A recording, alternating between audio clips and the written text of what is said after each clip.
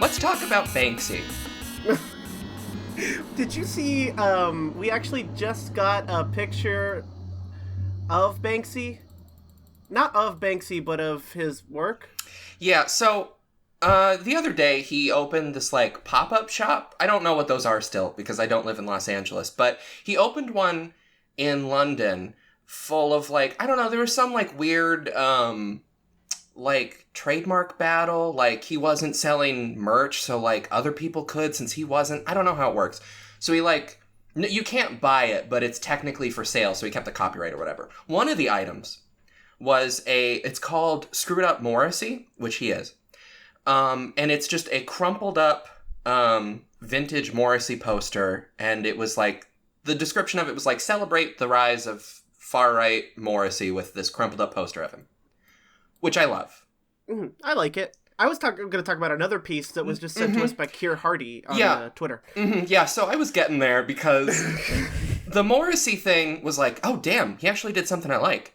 And then today, Mace, why don't you tell the listeners how Banksy lost all of his goodwill from me in one day?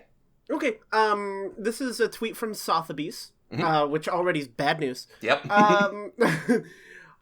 Monkey business. Hashtag Banksy's monumental painting of the House of Commons overrun with parliamentary primates sells to applause at £9 million. Whoa. I thought it was going to be way worse. Okay, no, million. £9,879,500. 9 times its previous record after a 13-minute bidding battle. Okay. And it is literally a drawing of the House of Commons with all monkeys. Oh, what if Parliament was just a bunch of monkeys like they are in real life? That's like those clowns in Congress. Why don't I just paint a bunch of clown makeup on them? That's not art. That's... Oh. You know what? I think Brexit might be good now. No, I'm kidding. No.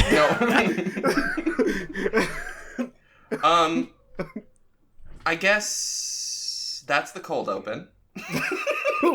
We just discussed that for a whole couple minutes. Yeah. Welcome to Brexit Up Something Good. Oh, yeah. Brexit Up Something Good. Banksing up.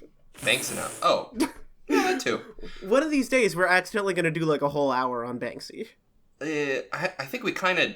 I think if you add up all the times we've talked about him, I think we're at an hour. You know actually what isn't Banksy for once? Tell me. The album In Rainbows by Radiohead. Welcome to Picking Up Something Good, a limited event prestige podcast about Radiohead. My name is Mace. I play music as Echo Vessel. My name is Nikki Flowers. I play music sometimes. And I think we have a guest. I think, too. I don't know. Let me check. Yep, there he is. Yep, it's Nick Pittman. Hello. Hello, Hi. Nick Pittman, friend of the podcast. Hello, Nick Nikki. Pittman from music. Yes, my name is Nick Pittman. You might know my work from music. And hello, my good friends, Nikki and Mace. Oh, thank you for coming on the podcast, by the way. Thank you for having me. I think you're our second guest in a row. Damn. Yeah, we're on like a guest streak. Woo. Yeah. So, it's gonna get a little confusing. You're Nick, I'm Nikki. I think we gotta change your name. I think so. And I know how we do that with our game. What's your Radiohead name? All right. Let me pull up a picture of Hail to the Thief. Yeah, you know how this goes. Oh, I was just listening to Hail to the Thief, the episode last night. Perfect. Then why didn't you do your name already? You should have been prepared. Come on. You know, I was on the subway. I didn't have great service. Things happened, but that's on me. The image only loaded halfway. That's my responsibility, and I apologize. Okay. Accepted. Thank you. All right, let me get this image up. All right, here we go. What do you got? Hi, I'm B-Test. B-Test, hell yeah. B-Test. Welcome to the podcast, B. Thank you. It's great to be here. Today we're going to be talking about a little something. It's a something, Radiohead something. album. Y'all ever heard of Radiohead? Who? Huh? Yeah. What? This is an album where Radiohead finally enters the internet era, and Nikki, before the show started, we sent you a meme. Okay. I still think you're... This is an album where Radiohead finally enters the internet era, and Nikki, before the show started, we sent you a meme. Okay. I still think you're lying to me. I don't think... Okay, You explain what the video is, because I'm still wrapping my head around it. Nick, would you like to explain the video? I would love to. So the video is the iconic "What's in the Box" sequence from the film SE7EN. I'm not sure how familiar you are. Sesevenin, yeah. Thank you, yes. So the iconic ending sequence of the movie, spoiler alert, it's 20 years old. Damn it, I was going to watch it. I thought it was new. Shit. In which fucking Brad Pitt and Morgan Freeman are in the desert, and they get a FedEx delivery in the desert, as one does. You just put desert in on the delivery address. I'm not sure if you knew that, life hack. Yeah, it'll find its way. Yeah. I just did it today. Morgan Freeman opens up this nondescript box, and the head of Tom York singing our beloved track 15 Step is in there. Oh. Just hanging out, just having fun. Which is, I love that meme, because it's like, it's a little switch up. It's like, oh, that's not the head that was in there. Spoilers. But it's actually Tom York's head. That's fun. And then, okay, so the video is very funny. I'm laughing. We're having a good chuckle. A little friendly group giggle. It's a jape. Yeah. Like we're laughing. A goof. And then you reveal to me that Radiohead made the meme themselves, which I still don't believe. Yeah. Yeah. Radiohead made the meme. It was on Radiohead.tv. It was on the show was Thumbs Down, wasn't it? Well, like it's actually in the title. I believe so. There were the two. Yeah, they did the two major webcasts around In Rainbows. There was the Scotch Mist, which was the New Year's Eve concert stream, and Thumbs Down, which was a little mini set that had these interstitials, including this Seven mashup. And as I put it before, just think about Tom York in a in a green screen room or something with a box around his head filming a webisode. Which it was called a webisode or a webcast because it was 2007 and we were just mashing up every word we could with the word web. I want to know, honestly, how this was conceived. How did they have this idea? Were they all watching Seven as a group? And then, Johnny was like, we should make this, but it's Tom's head. And then Colin, his dad, was like, yeah, son, we should. And then I'm so proud of you, son. Thank you, Dad. And then they brought the idea over to Tom York, who was, I think he was in the middle of maybe feeding the computer. Oh, well, yeah. I mean, he has to do that all the time, so yeah, it stands to reason, yeah. It was 2007 and it hadn't been automated at that point, I think. Computer hungry. Computer was hungry and it was ringing, and and I guess Tom agreed to it. Which is wild, because it seems... I can picture him being very enthusiastic. Well, as enthusiastic as he can be about it, but also I can also see the band like, please, Tom, it'll be so funny. Please stop. Just, you gotta. I don't know. I mean, if you look at Radiohead's trajectory after this, which Mace is familiar with, obviously. Nikki, you're a little in the dark on this. Sorry. Yeah, that is the whole podcast. Thank you. Yeah. Tom embraces a silliness from this point on a little bit. Yeah, this is the first time he ever jokes. It was no jokes before that. Wow. Yeah, he was very serious, which I appreciated, but I think I could get used to silly Tom York. He says ass on this album. There's a mischievousness to Tom York. Yeah. Yeah. He's very he's like a trickster. A trickster. That's just a trickster. Yeah. That's definitely the vibe I got the one time I walked past him in the street. When did you walk past him? Wait, before we even talk about the songs. Whoa, yeah, we're gonna need to hear that. That was a very smooth segue. You were waiting for that. I've got notes. I'm not gonna lie.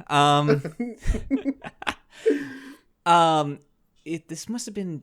I think this was 2013. Couple months before Modern Boxes came out. Tom was in New York doing like DJ sets at Le Poisson Rouge, that venue in Lower Manhattan. Yeah. And I remember the that Red this was... Poison. That's French. Yes, exactly. And I was walking back to my dorm after a music history midterm, and it was 2013. You were listening to Get Lucky by Daft Punk, as everybody was. Song of the Summer. Yeah. Yeah. And I'm walking down Lafayette Street, and who is walking in the opposite direction from me but none other than Mr. Tom York himself. And this was in his hat phase. It's when Tom was wearing, like, bowler hats a lot. Oh, yeah. We're getting there, Nikki. And we just kind of shared a glance of, like, I know who you are. I know you know who I am. And just kept going. Oh. Did you give him the head tilt? A little bit. Minor head tilt. There was some eye contact. It was... Now, did he tilt back? You know, it's been 6 years, so I can't say with veracity. But I think that there wasn't. I don't think there was. Okay. Yeah. I wouldn't expect one. No. Can you imagine tilting your head at Tom York and then him, like, just being like, sup? Hey. How you doing? That'd be wild. I think what everyone... The question that's burning on everyone's mind after this anecdote, how'd you do on that midterm? Yeah. Fine, I think. I don't really remember. Okay. It was Music History 4, so it's like a lot of John Cage stuff. So I think. Ooh, yeah, throwing bowling balls at pianos or whatever he did. Yeah. Music History 433. Exactly. Fuck you.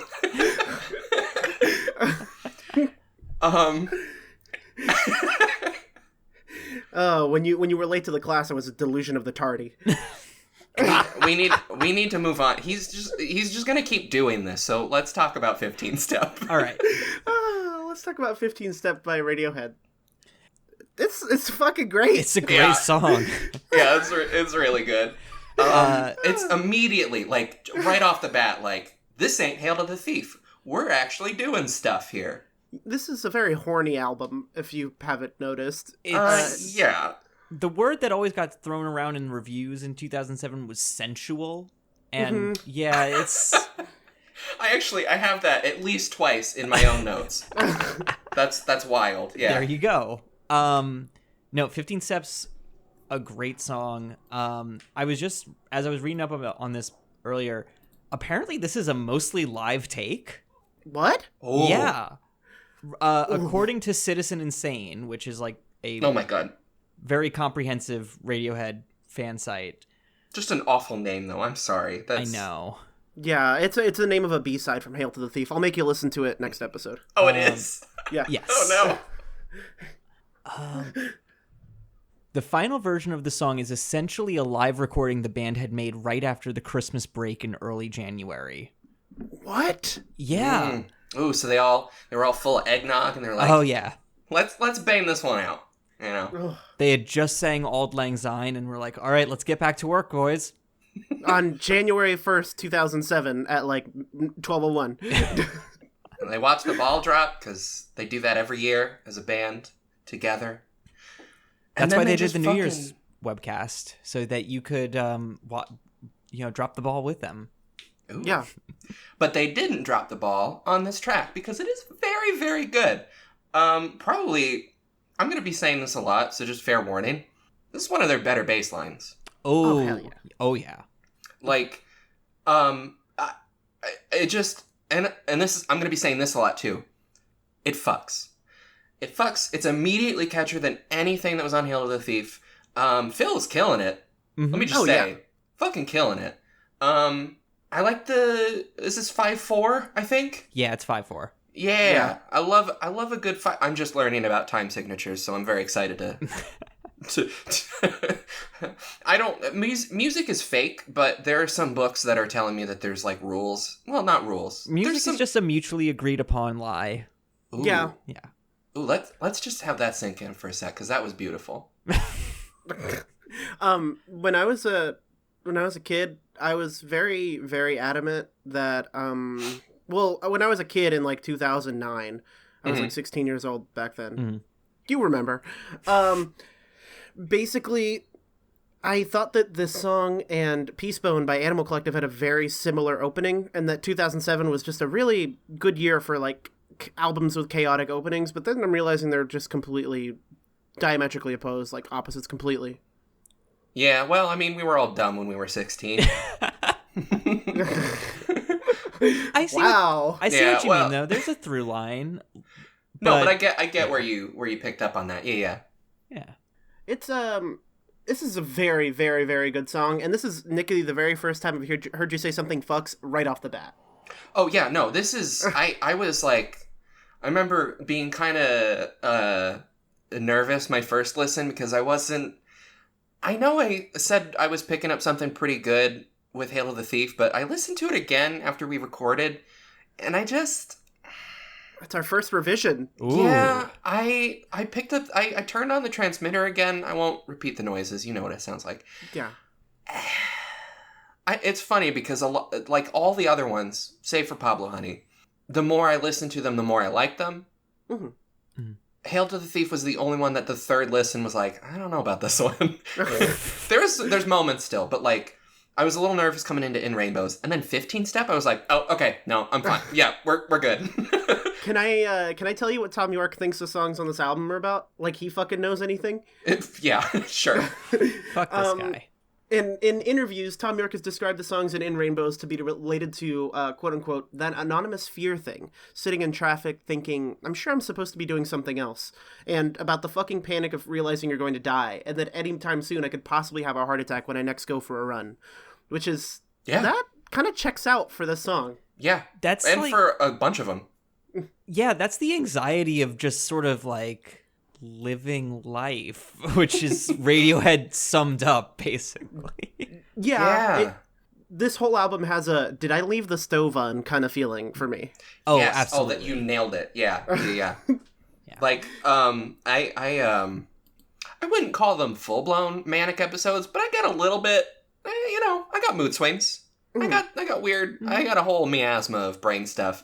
And a lot of this album is when I'm just like, oh, I'm going to learn an entire programming language tonight. It's...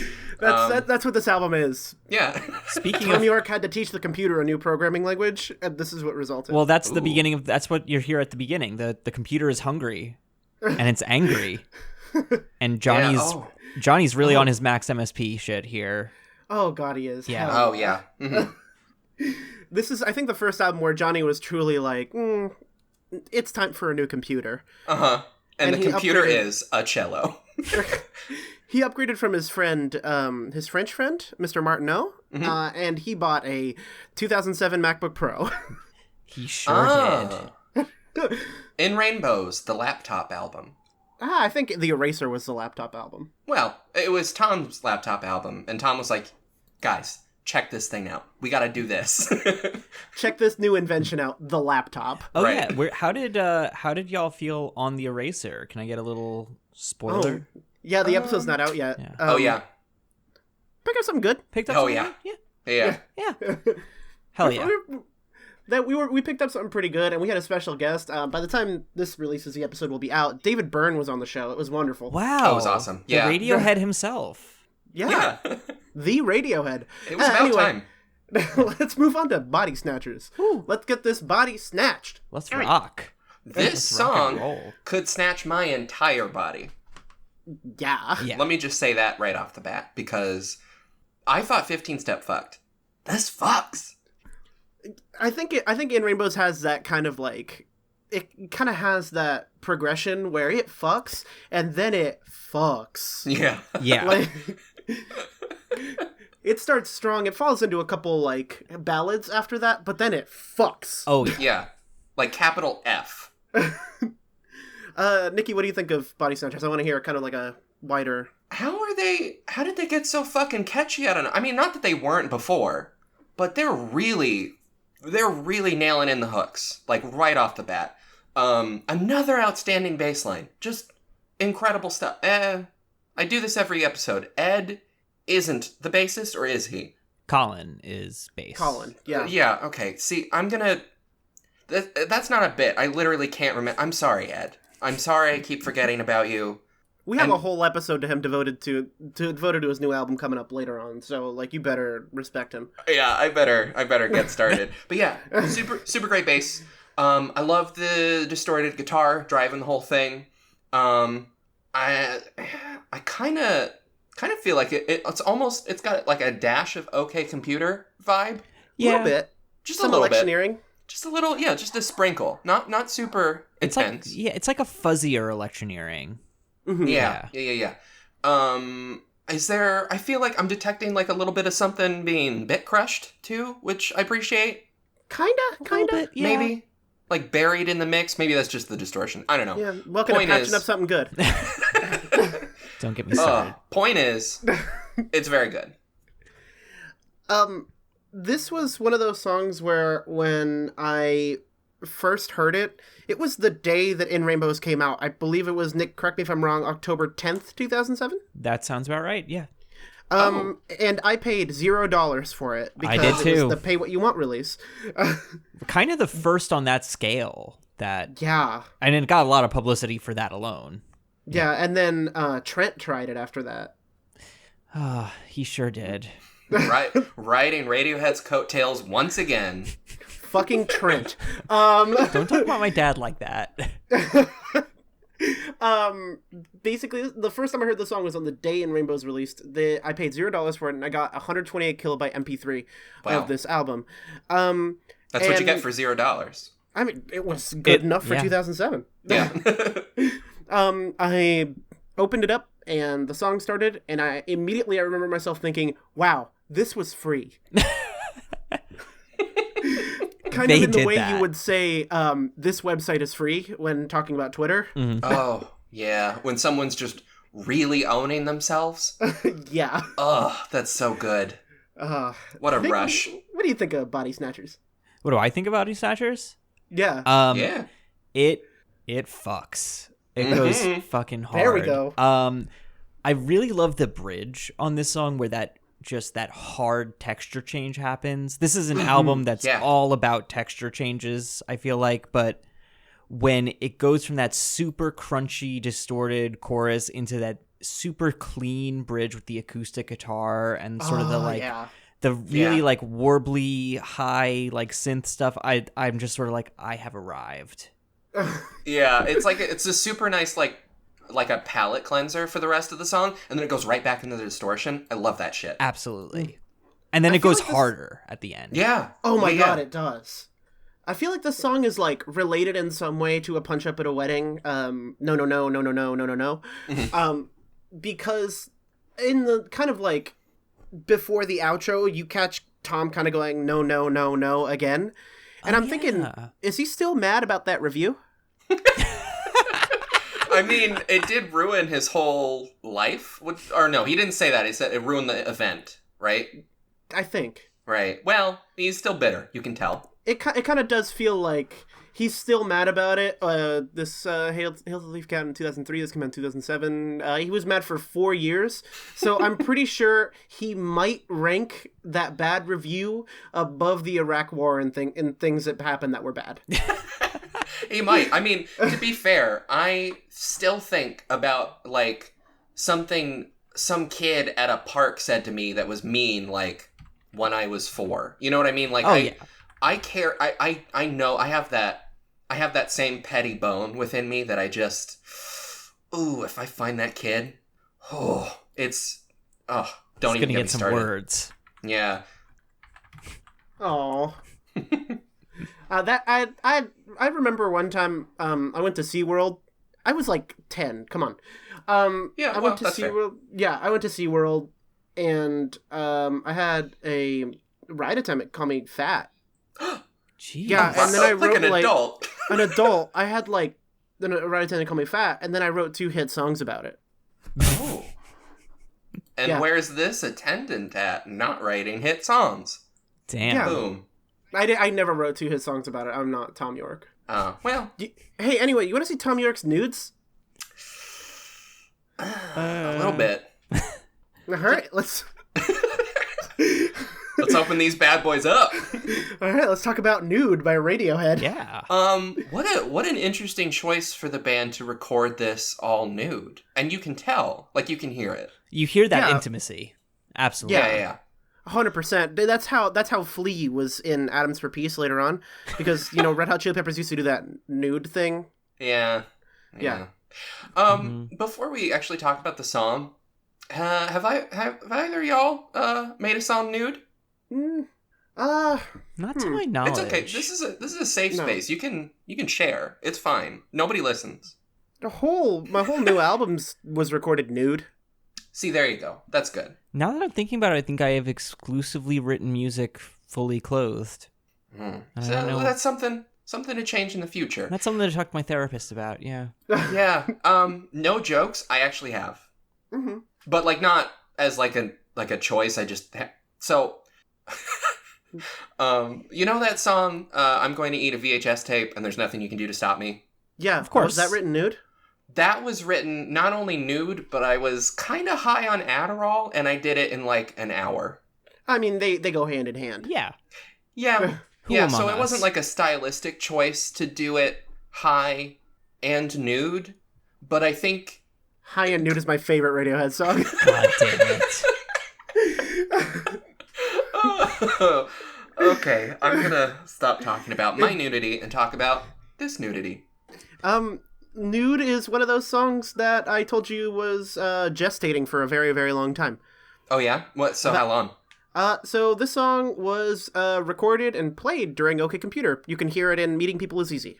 And it was originally called Failure to Receive Repayment Will Put Your House at Risk. Oh, fuck. Yeah. And then later known as Big Ideas, but that's not as fun.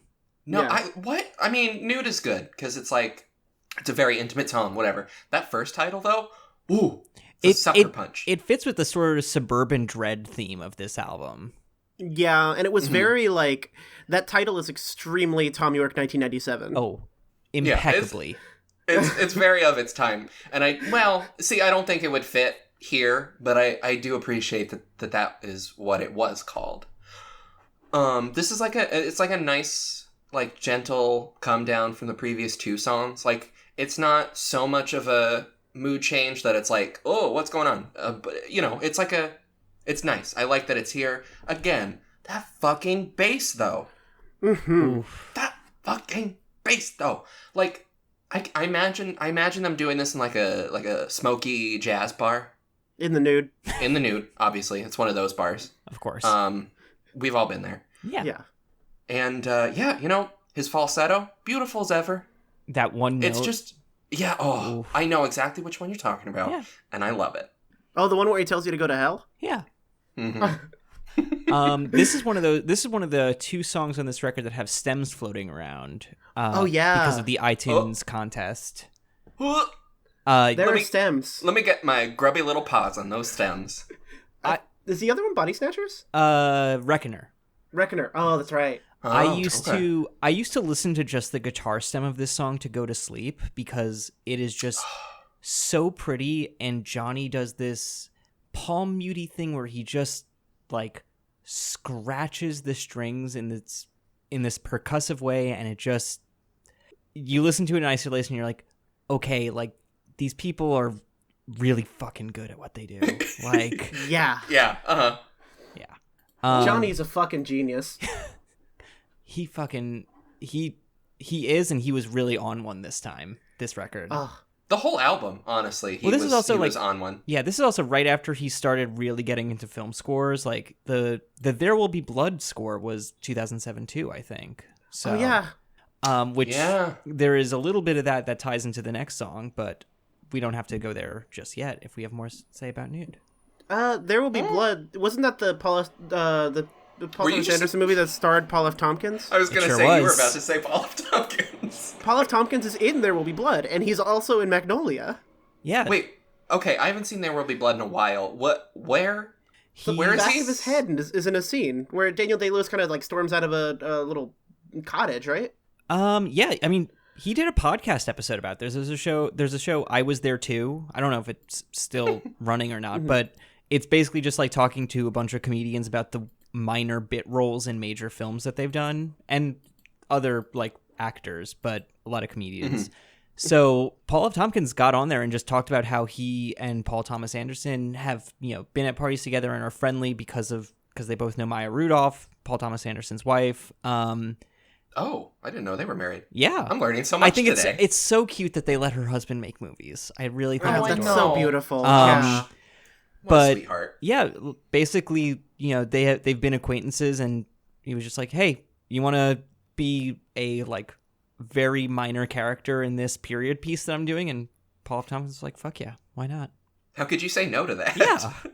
I mean, if Paul Thomas Anderson showed up at my house right now and he's like, do you want to play a bit part in Phantom Thread 2, The Unraveling? I'd say, fuck yeah. Fuck yeah, I will play James Woodcock. And the title theme, of course, the Sweater Song by Weezer. Wrestling with Jimmy. Wrestle with Jimmy. You ever heard that one where it's just all the lyrics are replaced with Wrestle with Jimmy? I sure have. Oh, man. That's so good. It's a great video. They should do that to the whole Blue album. They should do that to In Rainbows, but with just like, what line? I think like maybe the cat get your tongue line. That'd be good. Yeah. It's no Wrestle with Jimmy, but it's pretty good. Yeah. It's definitely no wrestle with Jimmy. Or like the line back on Body Snatchers that we just kind of glossed over, where he's like, your mouth moves only with someone's hand up your ass. Whoa! I forgot. That's so... See, you gotta tell me this shit, because the lyrics, they go over my head, because I'm paying attention to the music. That rules. It's related to Myxomatosis, in which he goes, no one likes a smartass, but we all love stars. Oh, wow. It's that rare wow. moment of Tom York saying ass or fuck. They play it very loose on this record. They're having a lot of fun. You can hear it.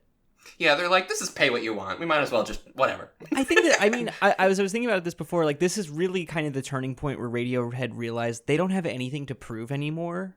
And, Yeah. Oh, yeah.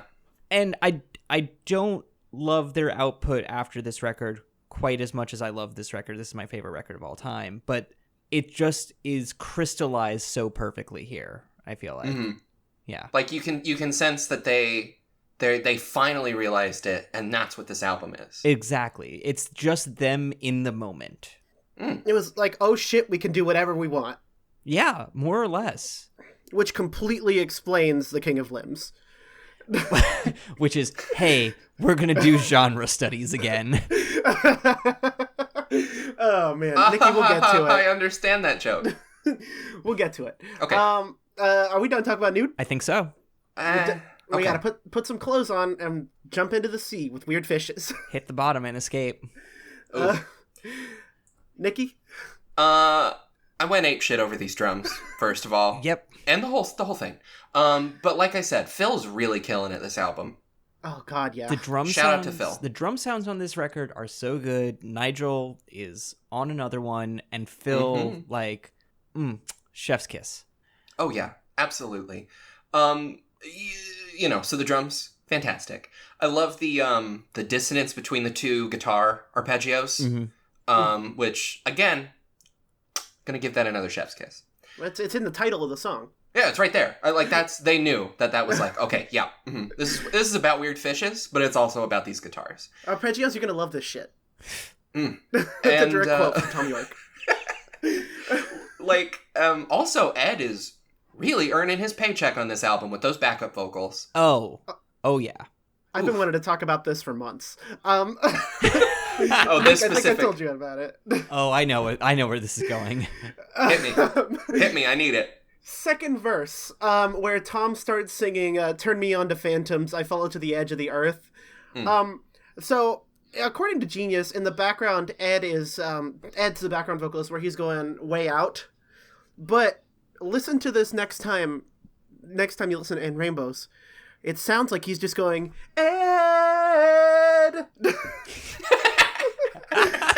Where he's just saying his own name. Yeah. I like to imagine that he is doing that. And given, the stance that he usually does live when he does background vocals, he does, a very, 2 feet on the ground, hands over his mouth, and he just belts it. I love to imagine him just doing that and just saying his own name. And he earned it. You know what? He earned it. God. Oh my God. Yeah. So, I mean, let's see. What else do? That's what I got for Weird Fishes. It's very structurally very fun. Very they're messing about, and I like it. And I kind of just I want to vape specifically the last minute of the song. Oh yeah. Because I'm gonna make some dank clouds with that last minute of that song. I'm gonna shove that shit in my jewel and smoke it. Exactly. My favorite part of the song is when the whole pretense of the song falls apart, and it's just Tom. Like, the way he delivers "I get eaten by the worms and weird fishes" is basically kind of like, I don't know, it feels like a recurring dream that it's happened again. It's happened before. Yeah. Have you ever seen the video of them it's just Tom and Johnny doing this with the Nazareth Orchestra in 2005? It's like it's the premiere of this piece, basically. Oh, really? Wow. With a full orchestra. With a full orchestra and 6 Owen Martineaus being played by Johnny and others, with Tom Sacre just Bleu. singing solo. I was listening to this before we got on, and it's just haunting. It's the skeleton of the song, just orchestrated a little bit differently. It's really, I mean, this is obviously where Johnny is coming into his own as a composer, and you hear it. Yeah. I'm definitely checking that out as soon as this podcast is over. He also did a really great remix of this song for one of those webcasts, which was on Radiohead's short-lived social network on their website. Wait, what social network? What? Waste Central? Oh, I mean, the store still exists. I mean, the store still exists, but there was like a social component to Waste for a couple of years. Oh, I just bought a King of Limbs t-shirt from them for $15. Oh, hell yeah. Nice, good for you. Anyway,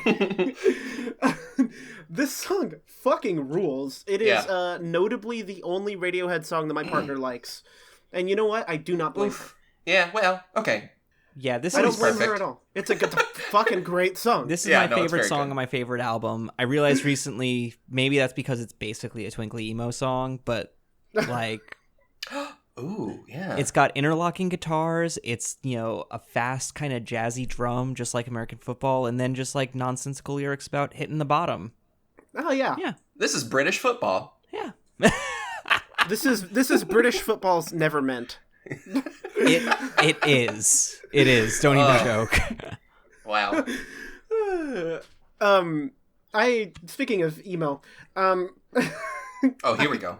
I remember that tweet that came out a couple weeks ago that was just like, the tweet that came out. Oh, yeah. The most highly anticipated tweet of the year. Yo, I'm dropping a tweet next week. Just wait. That's basically, the tweet's essentially like, oh, if you're dating an emo musician, you're single to me. What's he gonna do? And then the tab for never meant. I saw that. Oh man, that's beautiful. That tweet, I think that tweet went through development hell, but I'm so glad that they finally produced it and put it out because that is so good. Anytime a guitarist tunes to the Never Meant tuning, they're putting on clown makeup.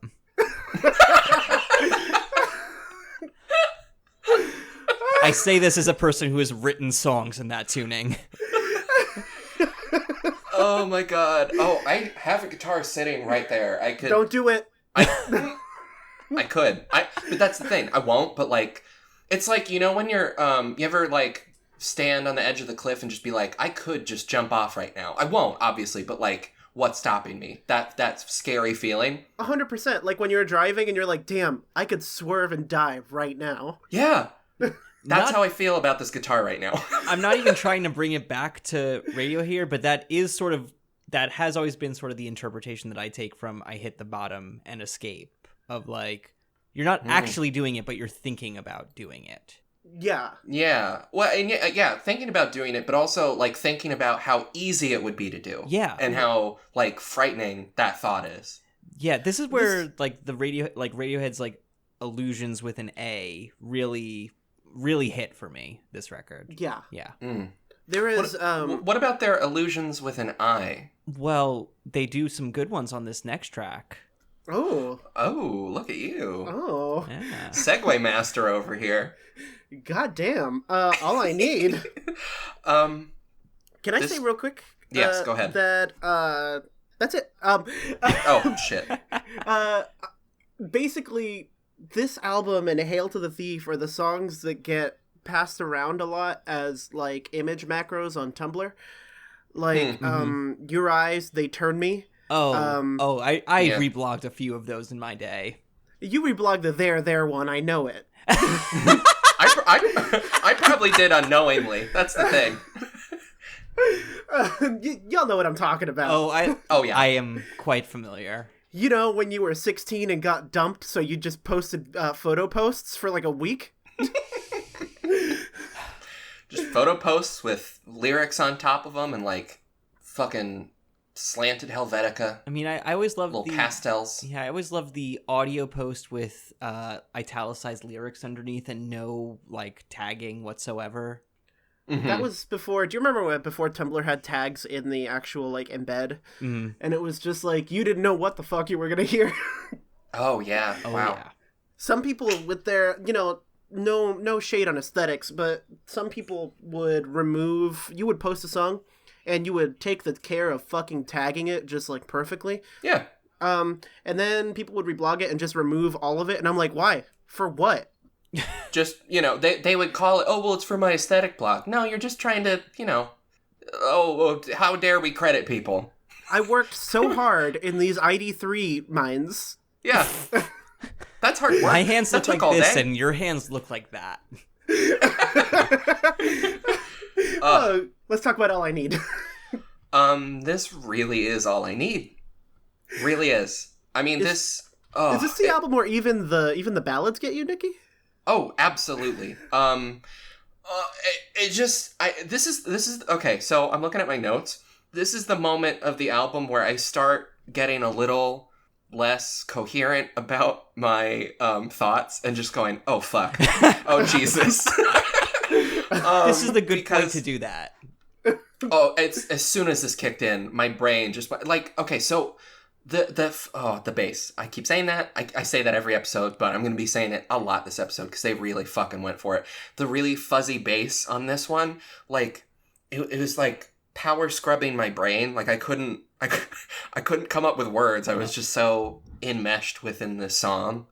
Yeah, they definitely layered some synth bass on there too, and I just love the sort of like the fucking ADSR like attempt to it. Like there's no cut off, there's no decay, there's no release. It's just on and off. Right, and I love that shit. And it's so the first listen I was like, is this all synth? And then the second listen I was like, no, there's some real ass bass underneath this. Which really gives it that power, I think. And like excuse me, I just hiccuped and burped at the same time. Where was I? Yes, and like the song fucks. Yeah, the song fucks. It just it does. Simply fucks. Like the bass, yeah. Plus like the sort of swinging drums and the movie score strains, like you'd think they wouldn't go together. They fucking do. They fucking do so much. So those strings, it's a really interesting thing Johnny's doing there. And this I'm pulling from Wikipedia, but the idea that they had there was they wanted to create the sort of feedback effect that you get from just like playing a bunch of loud instruments in a not well treated practice space together. So Johnny had an orchestra basically blanketing the full range of notes across a couple of octaves and just like having all of those frequencies covered. And that's that feedback that you're hearing in the back half there. Shit. And it's Oh my God. so good. It's brilliant. That man could do anything to me. Yeah. I had that same thought when I saw a picture of him the other day with a beard. Johnny's got a beard now. That's gonna kill me. Ugh. But in a good way. Send that to me right now. Sorry, Okay. pause the podcast. Sorry, listeners, you're gonna have to deal with this. I need it.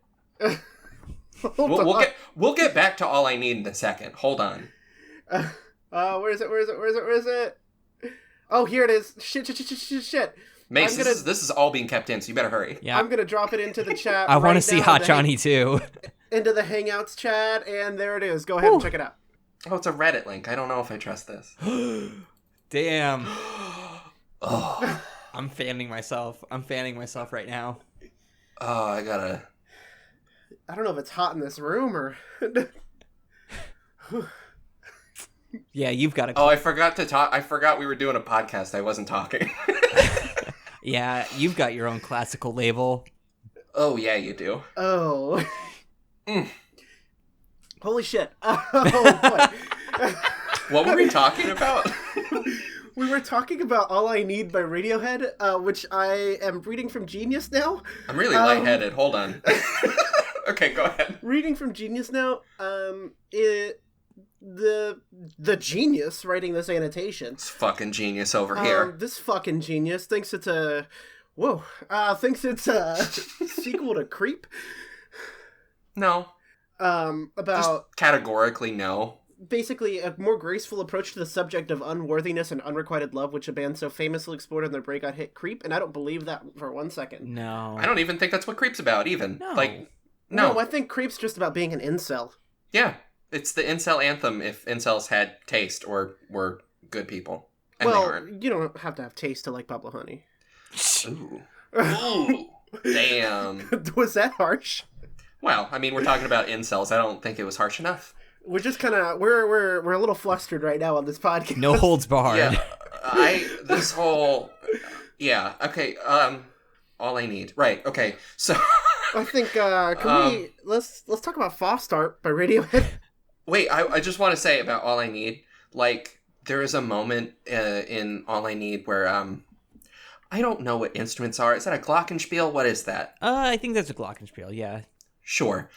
There, a phrase popped into my head when that came out, and it was just LCD Sound System, eat your fucking heart out. Oh God. Like, just you. James Murphy could never. He literally couldn't. It was the song was transcendent.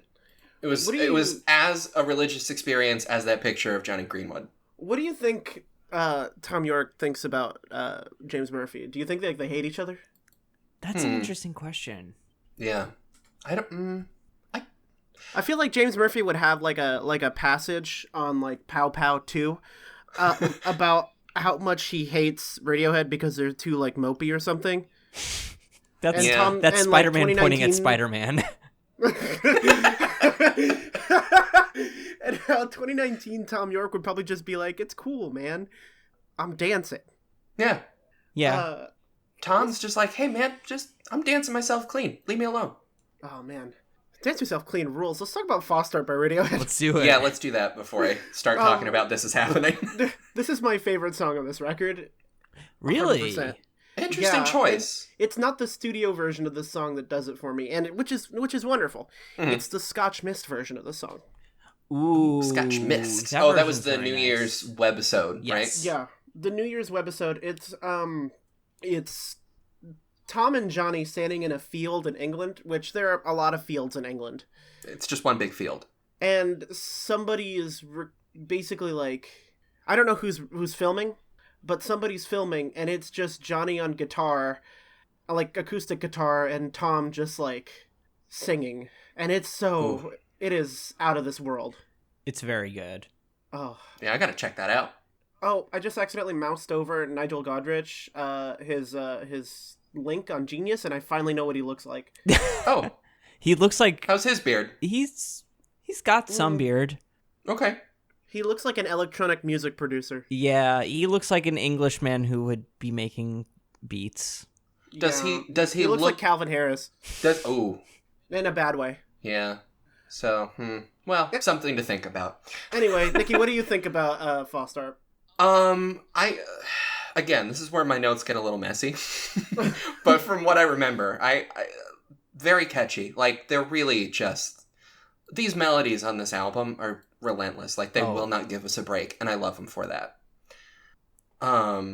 Sorry, I'm just thinking about Johnny again. Yeah, no, Faustarp is really good. The strains, again, the strains really, like, without the strains, this would have been like, you know how sort of every Radiohead album has, like, the interlude track? Yeah. That I kind of, sometimes I like, sometimes I don't. This was good, and then the strains came in, and I was like, ooh, okay. This is not an interlude anymore. Like, I don't think there is an interlude on this album. This is all hits, no filler. Hold on, your copy, Nick, can you check real quick? Because I don't think their copy has Tree Fingers 2. Yours does, oh, right? yeah, T2. Yeah. Yeah, Judgment Day, yeah. Excuse me? T2, Judgment Tree Day. Fingers, I guess yours is missing T2, Tree Fingers 2, Judgment Day. Are No, that's a fake thing. You had me. God damn it! I wish I wasn't so fucking gullible. I was like, oh no, I missed a song. Oh, Spotify lied to me. Oh, God. Nick, what do you think about Foster? Jeez, I'm leaving the podcast. I've always viewed Foster basically as the interlude. It is sort of it feels like the most like hard texture change on the album because nothing else goes full acoustic like this, and it's just like a nice palate cleanser. The string sections are beautiful. The melody is nice. It's not my favorite. It's not my least favorite. It's just an essential part of the record to me. Yeah. Yeah, no, it would be weird without it. Yeah. Oh, it would be so weird without it. It would feel so condensed. You can't go from All I Need to Reckoner. That doesn't make sense. No. Bleh, no. Oh. Yeah, so this is I guess it is still the interlude, but it's very strong. And my only complaint about it was that I wish it was just a little bit longer. Like I feel like it didn't really when it ended, I felt like it was really starting to get somewhere. It's the beginning of a long line of Radiohead doing like kind of simpler tracks on their albums. Like there's one called Glass Eyes that you'll hear later on that is kind of similar in tone. Yeah, I think I like Glass Eyes a lot. Yeah. It's very sad. Oh. I like the final two lines of the song because they feel ominous. I don't know why. It feels like you really fucked up this time. You like stepped in it. Like you've got personally, the listener. Like you've got a head full of feathers. You got melted to butter. I don't know why, but it just sounds like, oh, you're gonna get it now. That feels threatening. That does. Yeah. I miss when Tom would get like outwardly, actively threatening, not only to other people but the listener. That's what you've lost a little bit when Radiohead like has their sort of assuredness that they do now. It's not antagonistic in the same way. I miss when he had my number and location. I miss when he knew the first three numbers. Wait a second. That wasn't him. Well, we've come to a reckoning. All right. Yes. By R.E.M. No. By Radiohead. Oh, right. We're talking about In Rainbows. Sorry. Reckoner. Reckoner. Before we even get started about Reckoner. Okay. There are two songs called Reckoner. No. There are. I don't trust anything you say at this point. There's Reckoner, the 2007 song released by Radiohead. Okay. And then there's Reckoner, the 2001 song never released by Radiohead. Didn't that different tracks? Wasn't that released as being pulled apart by horses? Okay. It was eventually. I was getting to that. Oh, it was sorry. eventually released as a Tom York track called "Feeling Pulled Apart by Horses." We've all been there. Yeah. Who am I? It's the other Reckoner is made up of pieces of this Reckoner is made up of pieces of the other Reckoner. Yeah, I think so. Okay, so there was a 2001 Reckoner, and that's a different one from the 2007 Reckoner. But pieces of 2001 Reckoner are in 2007 Reckoner, and also in a different song about Tom getting killed by horses. 2001 Reckoner was eventually released as a Tom song, but elements of it are in the 2007 Reckoner. Gotcha. Okay, complicated timeline here, but I think I got it. Yeah. Tom That's York neat. basically invented reckoning. Cool. Kind of wish he didn't. I hate having reckonings. God, they're the worst. Nikki, what do you think about this one? Well, I like it. I'll say that. Phil is on fire again. Yes? That man knows how to put two sticks on some drums. I'll tell you that. The drum panning on this track is so wild. You've got oh my god! You've got the whole kit on one side and like a single tambourine on the other. It's like Nigel, thank you, or whoever came up with that, because that was something. It's very. Oh, go ahead. Oh, this was the other of those tracks that had stems released, and the drum stem from this is all over Eric Andre's Plunderphonics album that he released this year. It is. It's everywhere on it. Cool. Oh, by the way, that Eric Andre Plunderphonics album is pretty good. It's like, I mean, like, I wouldn't put it on like my year-end list, but it was a very fun and interesting listen. It's no Negative Land, but it's like It's still good. Yeah. Imagine Eric Andre collaborating with Negative Land. I actually tweeted at him in 2014, the night before a Negative Land show that I was going to, and I tweeted at him, "Hey, do you want to go to the Negative Land show with me?" And he's like, "What are the deets?" My favorite Nice. fun fact about Eric Andre is that he was a jazz bass major from Berkeley. Huh. Yeah. You know, I was gonna be shocked by that. It And then I explains a thought lot. about it. Yeah. Yeah, earlier in this podcast, you also learned that he was one of the Geico cavemen. Yes. Right. And again, that fits. Yeah. Even though I thought you were lying, I did look it up. You weren't lying because there he was. This is from Genius. Guitarist Johnny Greenwood was asked in an interview with Mojo Magazine January 2008 if he was aware that In Rainbows was a remarkable record.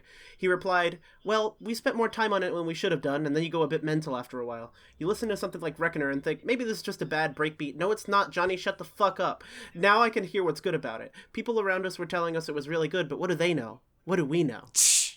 Ooh. Damn. It's a good fucking It's album, a great. Johnny. Just accept it. Yeah. Yeah, just deal with it. You made a good album, you beautiful dickhead. Yeah, no, this is good. I like the breakbeat. I love a good breakbeat. Yeah. Also, the vocal harmonies are so good that I want to kill myself. Oh yeah. Like, they're that good. And the slow build up, and then the quick breakdown, and then the rebuild. Such a good little structural thing that I really appreciated. Nick, what do you think of this? I love this song. I don't have a particularly strong connection to Reckoner, but it's just another one of those songs that feels so essential to this record, and for a lot of reasons. Not only is it this is the one that says the album title in the song in the backing vocals. Ooh. Should we talk about the golden ratio theories around this song? I was hoping you would. So the moment in this song where Tom's backing vocals actually say the words "in Rainbow" somehow correlates within the context of the entire running time of the album with the golden ratio. And I've never been entirely clear on that. It has always seemed like a stretch, but it's like 1.618 or whatever, and it... This is some Galaxy Brain nonsense. What? I have some info from Genius that kind of fill in the holes. Do tell. I think we need a genius from NASA to explain this. Coincidental or not, the placement of this part within the album is at the golden ratio. The ancient Greek mathematician Euclid has provided the oldest known definition of that ratio circa 300 BC. When the ratio of two quantities is the same as the ratio of the bigger one to the sum of the two, they're in the golden ratio. The golden ratio is an irrational number, approximately 1.610339887. In a work of art, it appears at 1 out of 1.618ths, or about 61.8% of a way through, which is, I guess, supposed to be satisfying or something like that. On In Rainbow, 61.8% of the way through the album is 2 minutes, 49 seconds into Reckoner, which is when the strings come in before the background vocals can be heard singing In Rainbows, the title of the album. Radiohead have not confirmed whether or not the appearance of the album title at Golden Ratio is deliberate on In Rainbows. Okay, so I failed geometry twice in high school, so I'm going to have to think about that for a little bit. Yeah, no, same. The sum of the two... What? Say that again? Those aren't words to me. Yeah, no, anytime someone is trying to explain math to me, it just sounds like radio static. But the golden ratio, is that weird, like, loop-de-loop kind of looking thing? You know, when people, like, visualize it? Is that what that is? Or is that... That's Fibonacci. You know what I'm saying? Oh. Yeah. But the golden That's a big ratio, fib. the golden ratio is like it's related to the Fibonacci sequence, kind. Fibonacci sequence is like 1, 1, 2, 3, you know, that thing where it's like... Okay, yeah. Something okay. like that. Maybe it's that the Wait, Fibonacci right? sequence is the golden ratio. Oh man, I'm gonna sound so dumb about Yeah, this. this feels like high thoughts when we're talking about numbers. Yeah, Are numbers even, like, real? numbers You know, are just like, words that we assign to concepts. Yeah, did we, like, make them up? Or are they, like, beings unto themselves, right? Anyway. Who is on the grassy knoll? Anyway.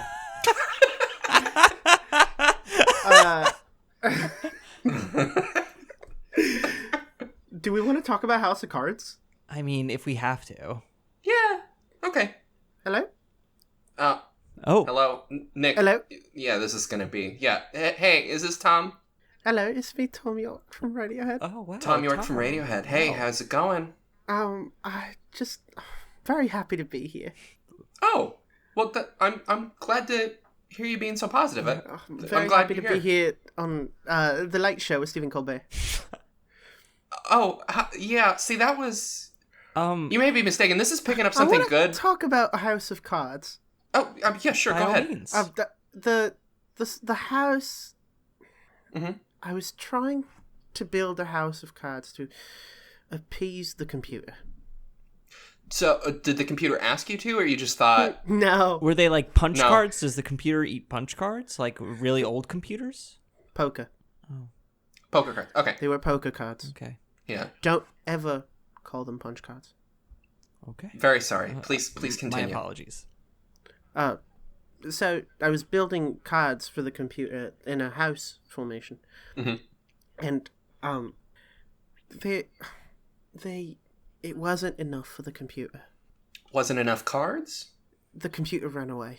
The computer ran away? Wait. Oh no. It just like. Was the door open? How did it get out? It broke down the door and ran away. Jesus. Damn. The computer's been missing since Wait, when did this happen? 2007. Oh no, Tom. Is Have you been have you been searching? No. is this why you put the record out for free to try and get the computer to come back? Yes. Oh, Tom. Thank you, Stephen. We'll go to commercial. Goodbye. Okay, this isn't the late show. Yo, what's up? It's hot in here. I just kind of passed out from heat stroke. What's up? Well, Tom called. Okay. It sounded like what he the fuck might- did he say? Tom York from Radiohead. Yeah. You know, the band we do this show about. Mm-hmm. Picking up something good. Yeah, this show. Yeah. Well, Nick, I think you would agree with me. It's kind of a heartbreaking story. I'm personally like I'm holding back tears right now. Yeah, that was rough. I'm really sad. So, House of Cards, the song that we're about to talk about. Okay. First of all, he thought he was on the Late Show with Stephen Colbert again, which He was on that a couple of nights ago. yeah, I think he's confused. He's still grieving. He might. I think that it might be a heat stroke for him too. I don't know. Who's to say with that man? He explained that House of Cards was about the time he tried to build a house of cards to appease the computer. The Okay. computer he feeds dog food, of course. Okay, but why? I don't think he was very clear on that. Mm-hmm. He's very enigmatic. You know him. Well, you don't because you're never here when he calls. Yeah. Yeah, I never met him. But then he said that it wasn't enough for the computer, and I'm not sure what he meant by that. What wasn't enough? Wait, what? Yeah, I don't know. The House of Cards maybe just wasn't enough. So he was I don't trying to know. appease the computer? Yeah. The computer he feeds dog food. Tom York from Radiohead. Okay. The band we do the show about. Mm-hmm. Yeah. Picking up Something good. Yeah. Limited Okay. and Prestige podcast about Radiohead, yeah. Exactly. Brought to you by Noise Space and Neodetritus. So the House of Cards wasn't enough, and the computer kicked down the door. The and computer ran has away. legs? I don't know. Did he say kick down? I believe I heard "kick down" was the phrase that I associate with what he He said broke down or kicked down. Either way, it's very violent and shocking. Yeah. The computer ran away and has been missing since 2007. Okay. And that's why In Rainbows was Pay What You Will. But why? I don't know. Like, that doesn't explain anything. No, and then he said, we'll be right back with Steven. He still thought, I don't know. It doesn't make and that sense. was completely apropos of nothing, because last I was here, we hadn't even started talking about the song. Right. No, he just, I don't know how I want to be mad at him because he keeps interrupting our show, and I have to do this whole, I have to explain it to you, and the listeners have to hear it, twice. But it's important that you know, because you weren't there when Tom York from Radiohead, the band we do the show about, Picking Up Something Good, you weren't there, so I have to tell you. I want to be mad at him, but it just is so sad. I just really hope it works out for him. That took kind of a weird turn. Yeah. I'm really sorry about him. Well, let's talk about House of Cards. All Who right. cares? Yeah. yeah, sure. Actually, you want to know something interesting? What? I know at the beginning of the show, I said that I'd only heard 2 of their songs. Creep and the penis slap cover of Idiotech. I fucking love saying the word Shout out penis to slap. fucking Ceasepool. Yeah, shout out to Ceasepool. Thank you Friend so of much the show. Yeah. I've heard this one before. Ooh. Oh, yeah? You lied to me? I did, unknowingly. And I lied to myself. I lied to the listeners. Wow. I was going to say sorry, Is this but a no-tech whatever. apology? Yeah, I'm gonna... I'll type it up for the Twitter. I don't know where I heard this before, but wow. I just wanted to say that I lied. I've heard 3 of them. Well, yeah, 3. What was I saying? There was a whole... Anyway, I've heard it before, and I still like it. Yeah. Yeah. It's a lovely little riff that's going on in here. Is it juicy? It's got a little bit of juice. Yeah. It's very vibey. Mhm. This is this is kind of my least favorite song on In Rainbows. But I appreciate it for what it is. You know, it's another it's another good texture. There's no real like mid-tempo chill songs on this record, so this fits that gap. I'm glad that it's here. Yeah. I like it. Again, it's also not my favorite, but I like it. It's it's not as complex as the other tracks. Don't hate that at all for it. No. I again really loving all these strains that are on this album. Yeah. I think this it kind of slaps. It's like if you slap someone but in a flirty kind of way, you know? Yeah. Yeah. Okay. Yeah. That's how I feel about it. I also like how it sounds like Tom is in the middle of an empty warehouse. I love reverb like that, so I appreciate that. Yeah, Speaking of which, the sound design is great on this song. Oh, yeah. Sorry. I like the music video for the song better than the actual song itself. The music video is fucking I incredible. forgot about that video. Yeah. The video was basically, I think, maybe the first like mainstream instance of 3D scanning. Oh, It was like a big one, yeah. Yeah, Google helped out with it. okay. But wait, 3D scan, like a 3D scan of what? Of Tom's face, of like a neighborhood, of a bunch of different places. And it's basically, the video is like a 3D dot image of Tom York's face singing the song. Yeah. Ooh, And there was like kind of creepy. there was an interactive version that you could like spin around. You in could 3D. you could zoom into the individual dots of like his Whoa. mouth and stuff. Like as the song was going. Yeah. Yeah, Is that still online? maybe. Possibly. I mean, it was Google. We'll find out. Yeah. Yeah. This song is about like infidelity. It's about Thomas Middleditch's swinging parties. Oh God, Had to go there. it's about that Vulture review, what? that Vulture interview. Oh yeah, Thomas Middleditch is a big swinger, and he decided he had to get like horny on Maine during an interview a couple weeks ago. yeah. Okay. That's just, why does there have to be a swing? You're just fucking other people. It's not like an identity. No, but he makes it an identity. Yeah. What did he say? He's like coming out as a guy who fucks other people or whatever. Basically. Oh, Jesus. Yeah, more or less. Can straight people just accept that they aren't special? He's got I'm Verizon commercial money, and now he thinks he can do whatever he wants. Yeah.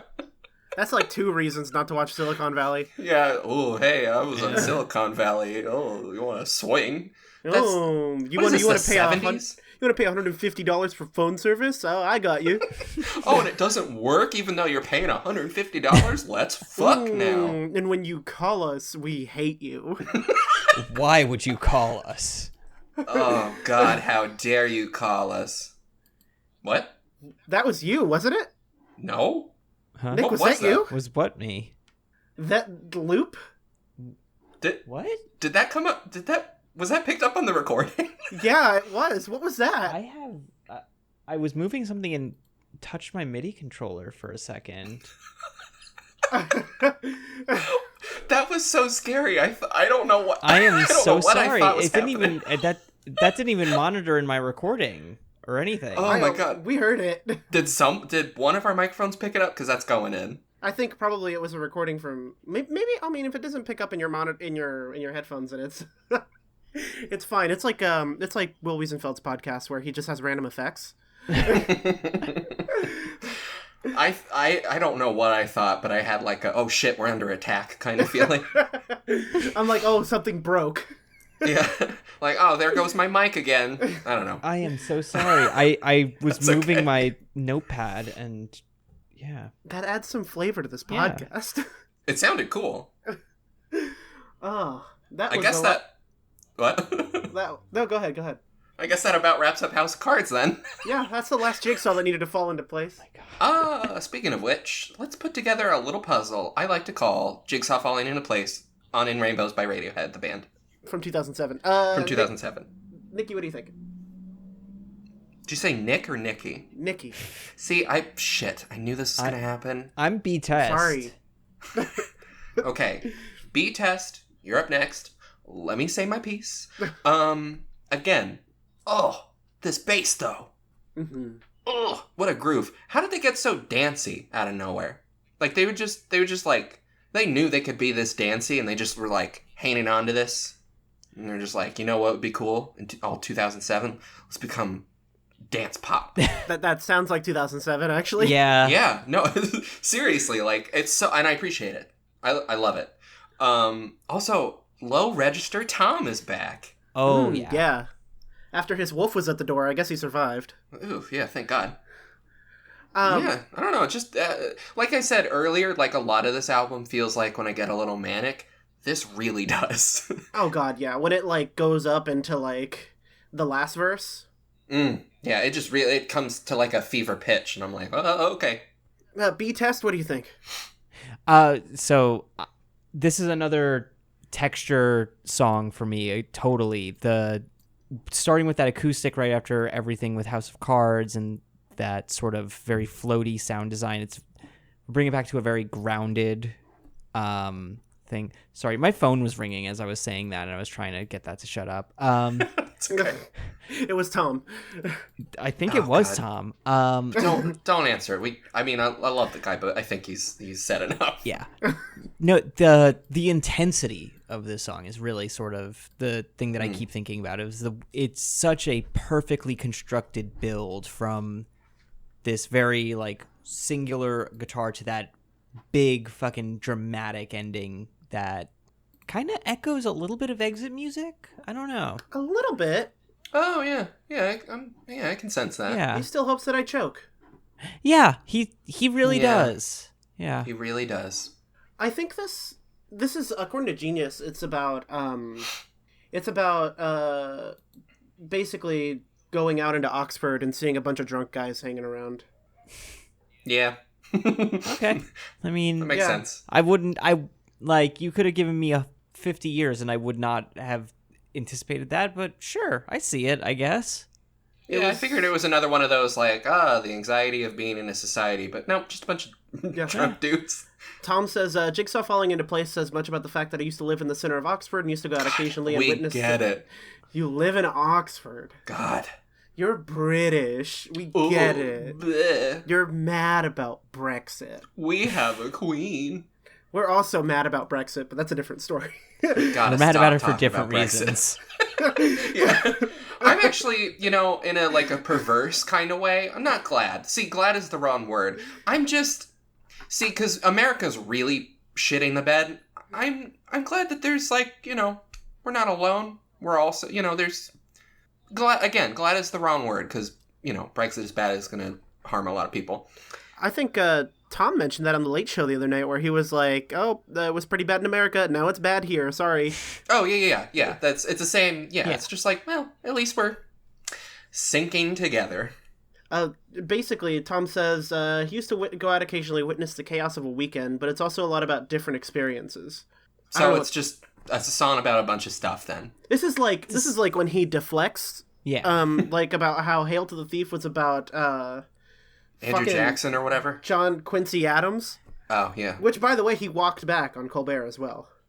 Yeah, that's right. So I saw that interview. He was very charming and He's happy to be there. Happy to be there, which was weird because it was an American talk show. He's been doing a lot of interviews this year and seems to really be enjoying it. He did one with that synth company Electron about like how he uses their products, but also then was just like, yeah, when we were making OK Computer, me and Nigel would get high and play Tomb Raider just to glitch it. What? Yeah.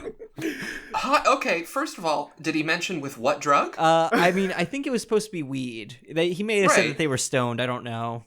I hope so. Yeah. Because and also, I can't imagine him playing a PlayStation.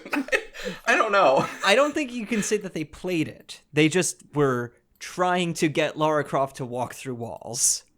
But well, okay, so that was how he would. That's how he would play a video game. Yes, just trying to break it. Wait, Tom York is a speedrunner. Holy shit! Tom York at GDQ 2020. Let's get that to happen. God. Basically, Radiohead did a speedrun of their own on The King of Limbs, an album that is 15 seconds long. Oh man. I wish I had footage of Tom York playing video games. I'm going to type that into Google Images real quick. Hold on. Oh, yeah. It's a very image-heavy podcast today. Basically... Oh, shit. Oh, is there stuff? Are you kidding me? Huh? What? Please tell me there's stuff. Johnny Greenwood trots out the band's choice in video games on the group's official website. Radiohead's latest Office chart, which they used to do on Dead Airspace a lot. That's their website. Yeah. Normally reserved for the of-the-moment musical selections, is inspired by Red Dead Redemption. What games make Radiohead's list? These. Braid. Marathon by Bungie. GoldenEye. Elite. Cave Story. Eco. Yeah. Oh! Red Dead Redemption. Sure. Ocarina of Time. Twilight Princess. Damn, that sucks. Whoa. Continue with the list. I'm gonna circle back on that. And both Half-Lifes. Okay. Yeah. Damn, do you think Tom York is waiting for Half-Life 3? Tom York has the only copy of Half-Life 3. That's why he's so happy. Yeah. Oh my god. Okay, Cave Story, Eco. Wow. These guys, they know their stuff. Also, Mace, what the fuck is wrong with Twilight Princess to you? Twilight Princess sucks. No. Oh yeah, the best-selling Zelda game of all time. Everyone hated it. There were no good Zelda games between Wind Waker and Breath of the Wild, like mainline games. Twilight Princess was the only one that was good. And, I'm not going to say it's perfect. It had flaws. The dungeon design is way too linear, which they kept doing in Skyward Sword. Like, the Skyward Sword's like just one straight line. But Twilight Princess, welcome to picking up something Zelda. Twilight Princess is good, actually. No. Next question. Twilight Princess has potential, but it's a little bloated. That's my Okay, that's fair. Yeah. That's fair. And I get it. I get that it's not everyone's favorite. I like the dark, moody atmosphere of it. The sound is very good. The music. Absolutely. Like, However. Yeah. The Nintendo GameCube version of Twilight Princess is better than the Wii version. Well, yeah. Fuck, yeah. It was made for the GameCube, and then they flipped it and slapped it on the Wii like it was, it's the launch title. No, it's a GameCube title. Nice try. Zelda's good, but Radiohead's also good. Yeah. Yeah. And that was picking up something Zelda. I have a lot of opinions, and I'm cutting myself off now. Jigsaw Falling Into Place is a great song, and the music video is incredible. Oh, yeah, the helmet cameras. That was fun. Yeah. So, Nikki, for the music video to Jigsaw Falling Into Place, before the GoPro was even invented, Radiohead taped video cameras to their heads, pointed at their heads. So basically, pointed at each other's heads? No, at their own heads. They all wore helmets with cameras on them. They had helmets with selfie sticks. Yeah. Gotcha. Okay. All and right. what I can imagine is only like a pole extending outward with a camera aiming at them. Oh, there were some pictures of them shooting it somewhere that you see it, and it's a very ridiculous rig. The poles are like a good 2.5 feet out from them.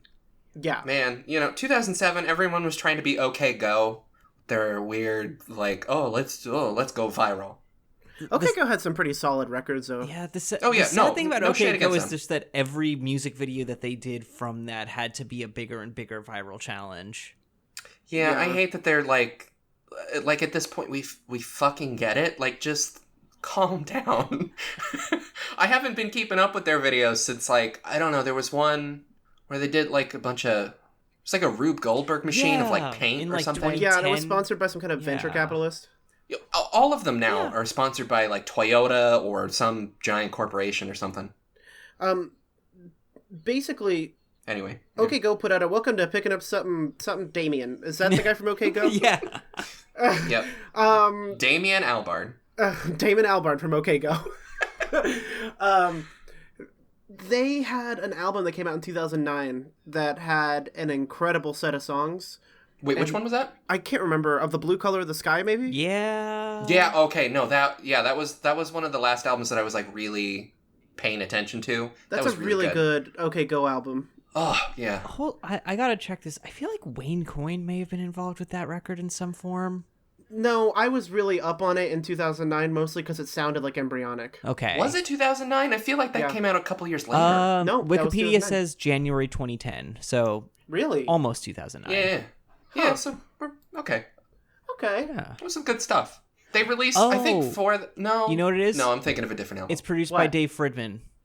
Oh, that explains it. That's why it was so Davey boy. loud. Yeah, Yeah, that'll do that's a it. good one.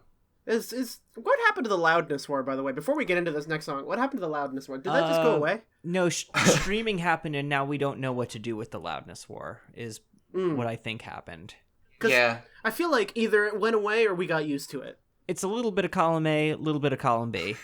Yeah, it's like when World War I started, it was like horses and carriages, and then when it ended, we were like with planes and shit. Yeah. We are kind of in that transition period of like, oh shit, what do we do now? Because I remember that one Flaming Lips album, At War with the Mystics, literally clipped. It does. Yeah. It literally fucking clipped, and I think it blew out a speaker on one of my headphones when I was a kid. Jesus. Yeah, I wouldn't doubt it. Jesus. Let's make a pact. Let's get a bunch of musicians together. Let's make really, really quiet albums. That was the Tidal Pact. Remember when Tidal launched? Oh, When I didn't know Arcade that. Fire and Beyonce and Kanye West got up and they were like, let's all make the worst music of our lives, and then everybody but Beyonce signed it. Yeah. Wasn't Daft Punk there too? Oh yeah, Daft Punk was there, and they haven't put out an album since. They're working on it. Are they, though? Yeah, I don't know. Is it going to be more disco? I would like that. Oh, everybody was so up on the 2013 disco revival, me included, and it just didn't work out. No. I thought it was fun. I get why it fizzled out though. Yeah. Those of us who were into minimal techno in 2013 were right. No, I'm kidding. Ugh, you minimal techno fans. Those of us who were writing concept... No, I'm kidding. No, I'm not going to talk about that one on this podcast. I don't know. You could. No, I'm not. You could. Oh yeah. Okay. Anyway, let's put it on videotape. Yeah. Yeah, I was not expecting this one to be a ballad because of the name. I was expecting it to be a little computer.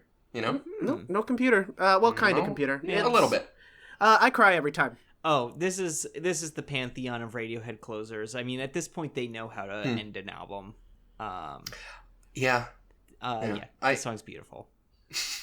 I will say the first listen, I wasn't into it, and then, well, I mean, I was, but I wasn't. I was like, this is how they end it. That was so good. Then the second listen came in, and then I picked up on the syncopation. Like, I really picked up on it. Like, I noticed it before, but then I was like, I really like focused on it. Oh, and then it just sort of like that, like really nice syncopated beat pulled me in, and I was like, oh shit, this is actually fucking beautiful. Yeah. Oh my god.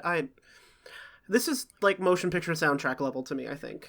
I think it's because both songs are about being at the pearly gates. Oh, yeah. And there's a hidden third verse about an abortion. No, there isn't on this one. Oh. No, there is on motion picture soundtrack. We talked about this. Oh, yeah, we did. There might be some drop verses on videotape, but I don't, yeah. I don't think any of them are about abortion. Not to my knowledge. Do they ever, when they're doing live, do they get that third abortion verse back in there? No, not anymore. No, They haven't done they motion did. picture soundtrack live in ages now. I think the last time they did it, Tom's organ broke, and I shit you not, this is what happened. Tom's Oh, I organ thought you meant broke. like a body organ. I was like, Jesus, is he No. okay? Okay, yeah, like a musical because Yeah. they're a band, of course. Tom's organ broke, and he was literally like, "Oh fuck it," and the band launched into Creep. Yeah. But they don't play that though. Creep I is their shit you not. Creep is their emergency break. If everything goes wrong, they play Creep. Oh, really? Yeah, pretty much. That's absolutely wild. Like, oh, well, the show's already fucked up, so we might as well. That's Creep basically. Oh It's my god. Tom was like, fuck it, I guess we're not going to listen to the most beautiful song ever written, motion picture soundtrack by Radiohead off the album Kid A. Let's go the exact opposite end of the spectrum. Wait, so let's talk about Pablo Honey like we usually do. Yeah. They don't like it, obviously. We all know that. They're on the same page we are. They don't play any of those songs, right? I can look this up, but I don't believe that they have played a Pablo Honey song live aside from Creep in a very long time. I can confirm that. And Creep, they only play when the show is already like off the rails. They did a couple of like one-offs, mostly shows in places that they don't tour regularly. They'll break it out every now and then. But what, Creep? Or... Creep. But yeah. It is a song that you see show up in sets most often if something has gone terribly wrong. I love that. I appreciate that. I wonder what the audience is like thinking at that moment. Like, oh God, oh, what's happened? Well, some people are they're just like, oh shit, hell yeah, Creep. Yeah, right. The more I think about Creep, I think on our Pablo Honey episode, I said it was like listenable and good, compared to the rest of the album. But the more I think about it, I really just like the that's it. Yeah, that's the only. Johnny did that to try to sabotage for the rest of the fucking song. And that's the only part of it I like, which is so funny. Damn. Yeah, the Creep is the emergency song, and but yeah, that's what I was saying about Videotape by Radiohead. Yeah. Yes, of course. I'm just looking. Oh wait, sorry. One more Pablo Honey detour. Yeah. Hashtag find the Pablo Honey baby. Okay, what's up? Tom Sheehan, the guy that I called that I think did photography for Pablo Honey. Mm-hmm. Yeah. He still hasn't gotten back to me. So here's what I'm thinking. Either A, it's not the right Tom Sheehan who does photography. There's probably dozens of them running around with their cameras. I don't know. Maybe I got the wrong one. But he had band photographs of other bands on his Facebook. So I don't know. So that's A. B, I don't know. He's busy. Or he just ignored me because I'm just some rando with a Probably podcast. Taking pictures of like the Horrors or like the Strokes or something. Yeah, something like that. Or option C, he's hiding something. He's hiding the baby, perhaps. He's hiding the baby, I think. Now, what is there to hide? The Why baby. is it so? Yeah, but why is it? Why has it been so hard for us to find anyone or any information, for that matter, on the photograph itself? Like, ignoring the baby, we don't even know who did that photograph. Here's really, the I don't thing. think. Our journey to find the Pablo Honey baby, there is no difference between that and the 2019 video game Death Stranding. Yeah, you know what? Whereas similarly, it's one person instead of two, but Norman Reedus is also just as buff as us, and he's also looking for a baby. Can I say something real quick? I know we keep... Yeah. We'll get back to Videotape, don't worry. I don't think Death Stranding is going to be good. I am I'm going to play a lot of it. Mm-hmm. I'm 100% with you. I'm not sure if I think it's going to be good. I started at like 100% hype, and lately, I don't know, I think it might have been the Traverses song. Yeah. That put me down at like, I don't know about this. Yeah.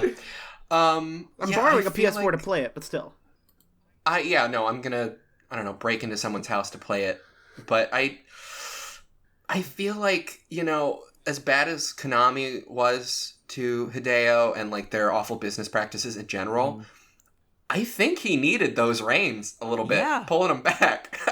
I have been following along with this hype train around Death Stranding, and like, okay, it might be the most genius thing that's ever been created. It might be good. I feel like if it's anything less than like the ultimate masterpiece to end all video games, there's gonna be riots. I really think it's gonna be like No Man's Sky, but like 10 times worse. That's what I keep going back to, is I think it's gonna be a No Man's Sky situation of everybody thinks that it's going to be the game that does everything, and it only does one thing very well. And No Man's Sky is really good. Was good at launch, and is even better now. Yeah. But it's like people like gamers, not people. Gamers through... Gamers aren't people. Exactly. Gamers don't have rights. They threw like enormous tantrums about... They they had this idea of what the game was going to be in their mind, that it was just going to be this like revolution, and that it was gonna suck all their dicks all at once. And then it was like, oh well, we'll kiss your dick a little bit, and they're like, no, we expected a full suck, and they just went ballistic. I think it's gonna be that. Yeah, I don't know. I mean, I'm still gonna be. Catch me on day one playing Death Stranding, trying to figure out if it's good or not. Yeah. I'm putting on that clown makeup too. Yeah. Just before we get back to videotape, I just pulled an article from NME from June 23rd, 2017. And this is how big of an event this is. The headline is Radiohead play Creep at Glastonbury. Fans react. Like, it's that, like, front pages. Yeah.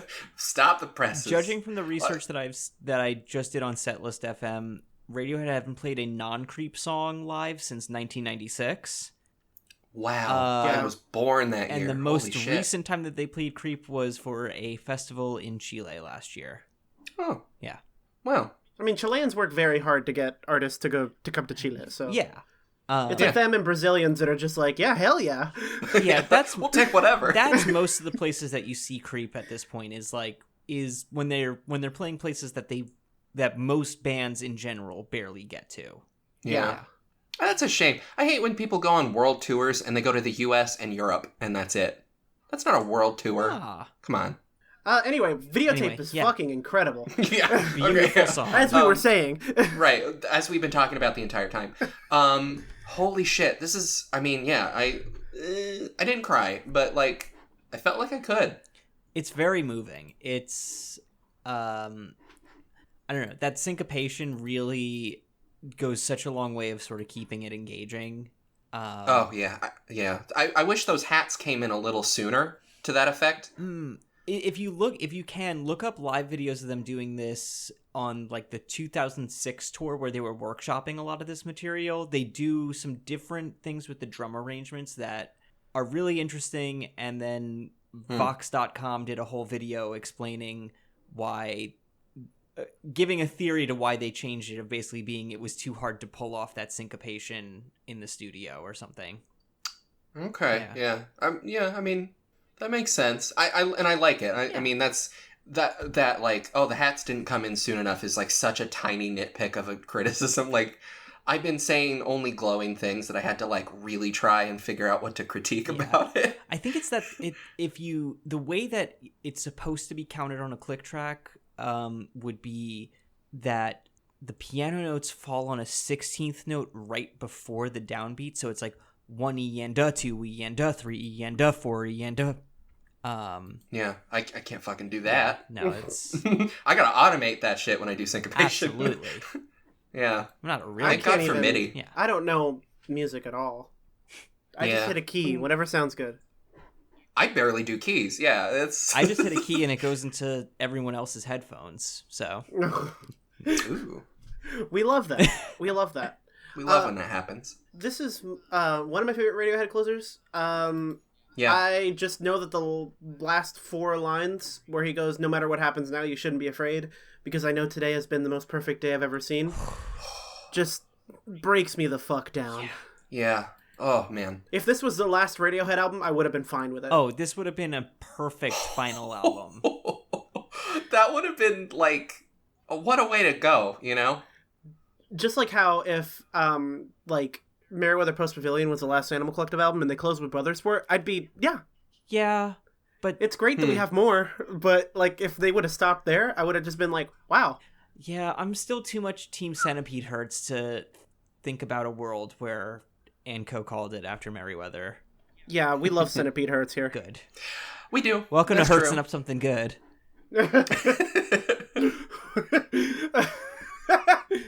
Okay, but Hurting Up Something Good was my entire internet presence in 2012. That makes sense. Is this is this Moonjock? Is it? Is this Moonjock? Okay, no, this is Moonjock. Let me turn on my Moonjock meter. Oh, wow. Okay, yeah. This is going off the charts. Oh, it's Moonjock? Yeah. Okay, yeah. Confirmed. Nick, we finally found out whether or not this was Moonjock. I can't believe it. It took us 7 years, but now we finally know it's Moonjock. All you dum-dums had to do was ask me. I could have told you. Wow. Come on. Wow, it's Moonjock. Oh my god. We did it, kids. I can't stop crying. We got to the end of In Rainbows. Oh, boy. What a journey this was. Despite everything, we got to the end of In Rainbows. Oh. I have a question for both of you. Mm-hmm. And you might know the question that I'm about to ask. Are we picking up something good? Well, that is the question. Let me fire up the machine here. Yeah, let's turn on our transmitters.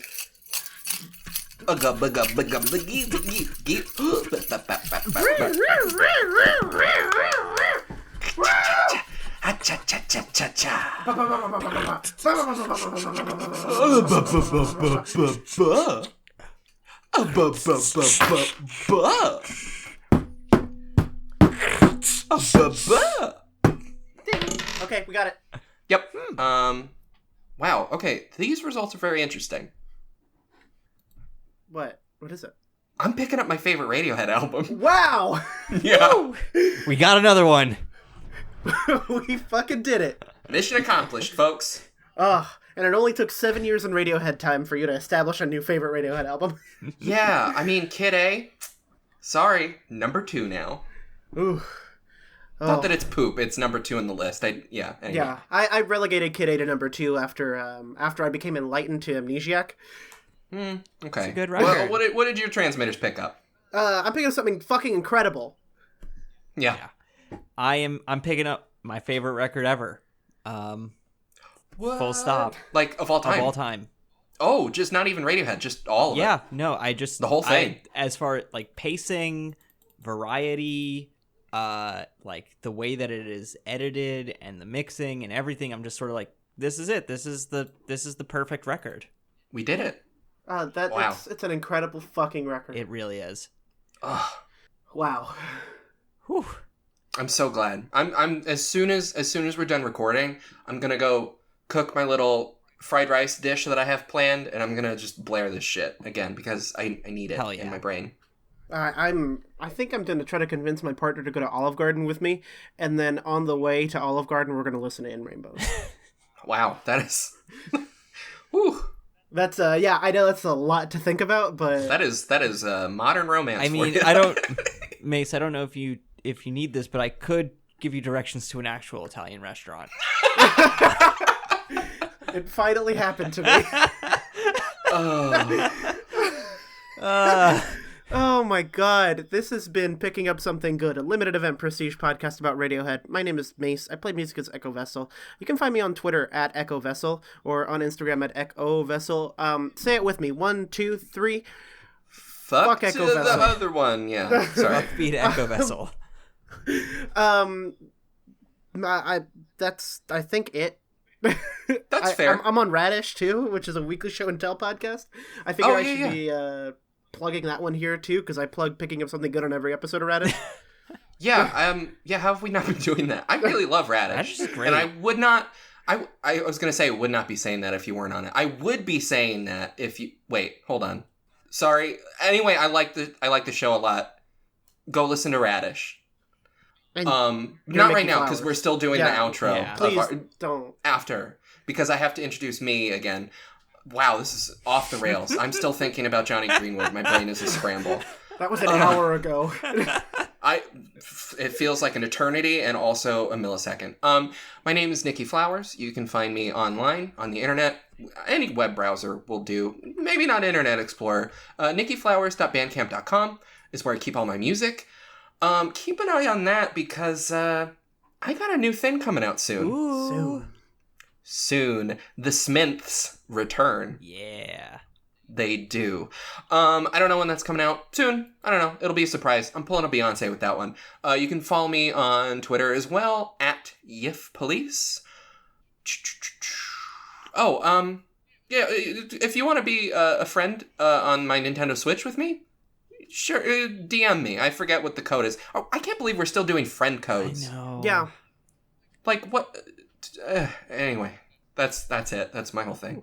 I am Nick Pittman. You can find me on most online things at NCKPTMN, and I play music in the bands Bot Garden, Hard Pass, Foreverist, sometimes Continental Shelf, and I post synth things on Instagram at chronophile.music. Can I say something real quick? Mm-hmm. Botguard and Hard Pass rule, but also I still have a For Everest bottle opener that was given to me in 2017 by Nick Pittman that I use every day. They are great bottle openers. I paid like $60 for 100 of those. The text brushes off almost instantly, but you know what? They still open bottles. Oh, it's gone, but I can see it. Yeah. You can feel the For Everest energy when you open a bottle with it. Yeah, you open a bottle and like a twinkly emo riff comes out. Oh, every time, and it's perfect. Shout out to Continental Shelf also. We love Rob, we love Zoya, and obviously we love Nick. We love our pals. Oh god. I gotta say, I listened to that. I listened to that EP like once a week. It's so good. Those songs. I mean, I was working on that record or that EP for like 6 months straight, and I still love going back to listen to those songs, which is the highest praise I can give anything. Yeah, same. I wrote the drum loop in 2015 for Pretty Nerves, and it is it's very good. Yeah. Oh shit, yeah. That's my favorite song. It's very simple. I don't think I could say wrote. Well, you know. But they really took that record to another level. Oh, we actually speaking of which, we run a label called Neodetritus that the Continental Shelf EP is on. Yes. We got some releases coming, including The Smiths' return and some other things that we can't quite talk about yet. Yeah, some stuff that I've been working on. My but I tape think is everybody coming here soon knows. still. Yeah, your tape is coming soon. Right? We're still doing that, I think. Yeah. I actually got to put the order in ASAP. Oh, cool. You have the labels, right? I sent you that? Yeah. Okay. We're doing this on air. Yeah, listeners, this is what Neodetritus is. Are we doing This is what running a label is. I'm thinking I might put some demos on the Patreon soon. Ooh. Oh, yeah. Once I have them fleshed out, like a little sneak peek at my Smiths cover band, Smiths. That is so hard to say, especially with my super celibate S's. Is that the word? Celibate S's. These I got one more. Fuck. No, they don't. And neither do I. I have one more thing to plug, which is not really mine to plug. Well, okay. So there's a video game. I know we've been talking about those a lot today. Oh shit! Are we plugging? Yeah. Yeah. We are. Okay, so this is being recorded October 3rd, October 4th. I think midnight-ish.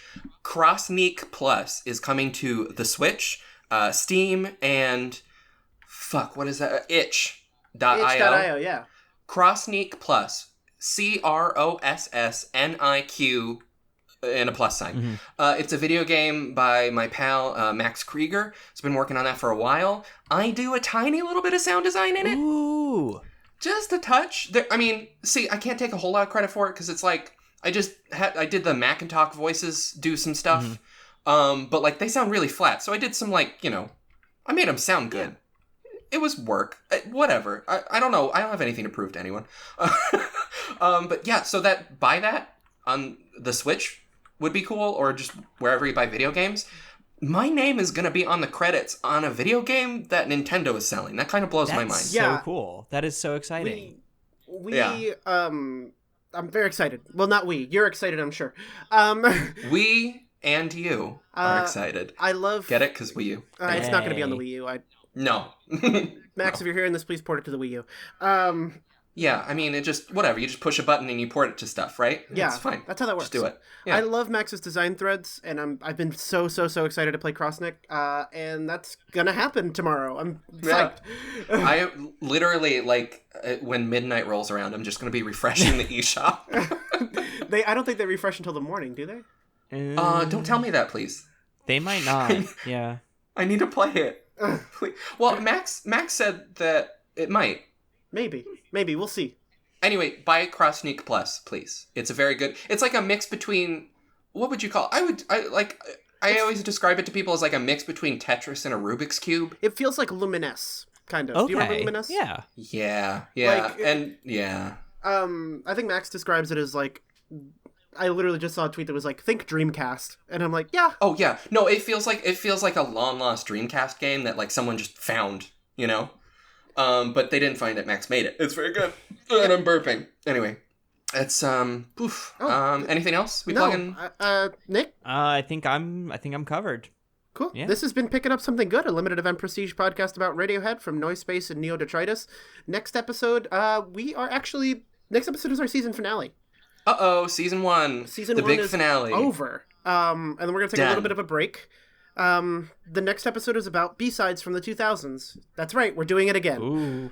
Yep, it's happening. We're covering some B-sides again. We're going to take a little bit of a break. Not really going to think about making any episodes or releasing anything or anything at all. Just are y'all going to hit In Rainbow's Disc 2 on that?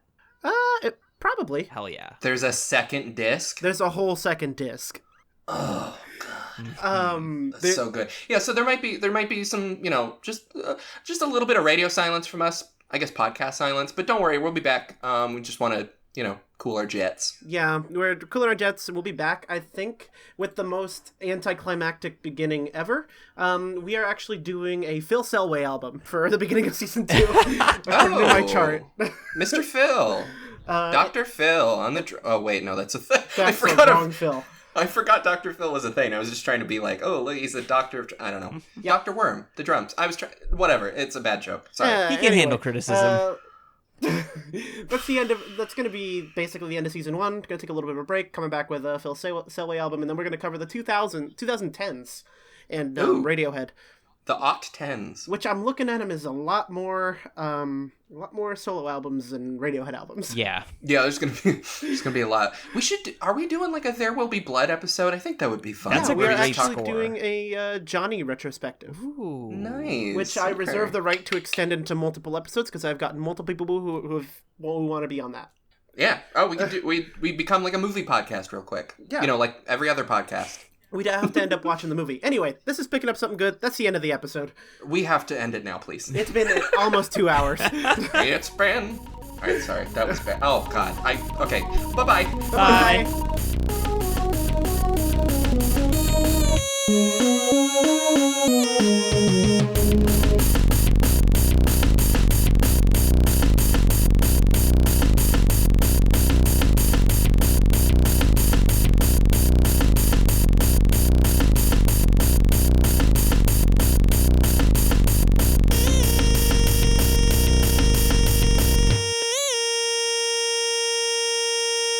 Damn, y'all heard about podcasts?